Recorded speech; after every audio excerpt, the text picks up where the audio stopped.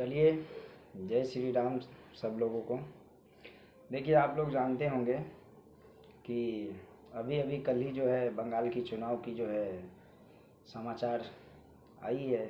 और बीजेपी वालों के लिए तो खुशी है, बट तृणमूल कांग्रेस के लिए और ममता दीदी के लिए बहुत बड़ा संकट था। तो इसी संकट पे हमारे यहाँ की जो है पप्पू यादव जो है बिहार पूर्णिया की सांसद है और निर्दलीय जीत के आए हैं। तो मैं उनसे एक बात कहना चाहता हूँ कि भैया देखिए, आप एक निर्दलीय सांसद है, आपका काम है जनता का सेवा करना। और निर्दलीय किसी भी नेता की ताकत इतनी बड़ी होती है ना कि दुनिया में कितना भी बड़ा नेता क्यों ना हो वो स्वीकार करना पड़ता है उनको, क्योंकि निर्दलीय सांसद बनना मामूली सी बात नहीं है। और आप एक आते हैं पप्पू यादव कह के, मतलब क्या, यादव जाति से। तो आप इतना भी नीच हरकत और नीच ताकत मत दिखाइए कि पूरे यादव समाज को जो है ना पीड़ा पहुँचे, क्योंकि आप एक यादव के कहने से सारे यादव को भी घसीटे जा रहा है। भले यादव बीजेपी को वोट करता हो या चाहे बीजेपी की सांसद और विधायक बना हो या ना बना हो, लेकिन घिसाटा वो भी जाता है। यादव सबको पीड़ा पहुंचता है। तो इसलिए मैं आपसे अनुरोध करूंगा भैया कि आप सांसद है, सांसदगिरी करिए, लेकिन जो बात आपने कही थी कि यदि ममता दीदी नहीं जीती और मोदी जीत गए तो मैं सांसदगिरी करना छोड़ दूंगा, जनता का सेवा करना छोड़ दूंगा। तो जनता तो अभी आपको निर्दलीय चुन के भेजा है, छोड़ने के लिए नहीं भेजा है, आपको सेवा करने के लिए भेजा है। तो आप सेवा ज़रूर करिए, लेकिन पूरे बिहार में यादव जाति को टारगेट पे लिया जाता है और सिर्फ यादव को ही बदनामी होता है, सिर्फ दो यादव की वजह से। एक है पप्पू यादव और दूसरा है तेजस्वी यादव।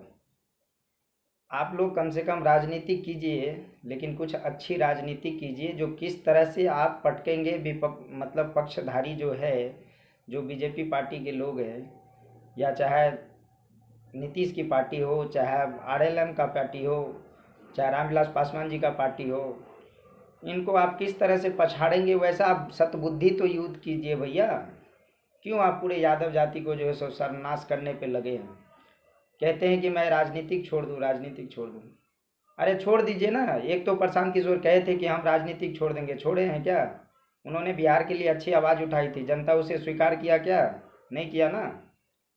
आपको भी जनता स्वीकार नहीं करेगा, लेकिन जब किया है तो आप अपने संसदीय क्षेत्र में वहाँ के लोगों के लिए अच्छा कीजिए। रही दिल्ली की बात, आपने कही एक आज कि दिल्ली में एक बिहारियों को मार दिया गया, तो दिल्ली में मारा ही नहीं गया, पूरे राज्य में मारा जाता है। और आपने उसके लिए पहले भी आपकी सरकारें थी, जब आपकी वाइफ जो है कांग्रेस की सांसद है और कहाँ सुपौल से ना कि सहरसा से आते हैं, लेकिन आपकी वाइफ ने कभी आवाज़ उठाई बिहारियों के लिए? हाँ, कब से सांसदगिरी कर रहे हैं भैया? आप तो अभी अभी आया ना चुन के, आपकी वाइफ कब से कर रहे हैं?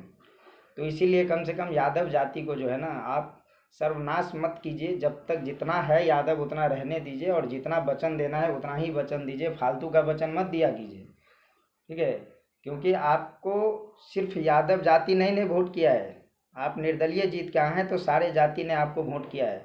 तो आप सारे जाति के लिए बात कीजिए, सिर्फ यादव के लिए मत बात किया कीजिए, और यादव को बदनाम मत कीजिए। चलिए, जय हिंद, जय भारत। हम लोग एक आम आदमी हैं, और आम आदमी के होने के नाते अपनी पीड़ा व्यक्त किए हैं, इसको समझिए। और पूरे राज्य में जितने भी प्रदेश है सभी जगह बिहारियों को शोषण होता है। कर्नाटक से लेकर के महाराष्ट्र से लेकर के दिल्ली से लेकर के हरियाणा, गुजरात, तमिलनाडु, उड़ीसा, बंगाल, जहाँ भी हो सब जगह बिहारियों को पीड़ा पहुंचता है। लेकिन ये पीड़ा पहुंचाने वाले भी आप ही के दल के नेता लोग ने किए थे। यदि आज उन्होंने बिजली, पानी, सड़क, स्कूल, कॉलेज यदि सुधारा होता 15 वर्षों में, तो आज नीतीश को 15 साल में जनता उसे घसीट करके ना काम लिया होता। लेकिन वो तो आपने किए नहीं, और अभी फालतू का बयानबाजी देते रहते, भाषण देते रहते, क्या फ़ायदा है आपको? इसीलिए आपको इतना है कि आप कुछ भाषण देते हैं तो अच्छे दीजिए। देखिए, मोदी जी तो जीत ही लिए और आपको संसदगिरी छुड़वा देगा। और आप ऐसा नेता हैं जो जनता के बीच में कुछ बोलते हैं और मंत्री विधायक के सामने जाके कुछ बोल देते हैं। जब एयरपोर्ट की उद्घाटन हुई पूर्णिया की, तब जाकर आप मोदी के गोद में बैठे थे। जनता ने देखी है आपको। तो कम से कम इस तरह से मूर्ख मत बनाइए, ठीक है।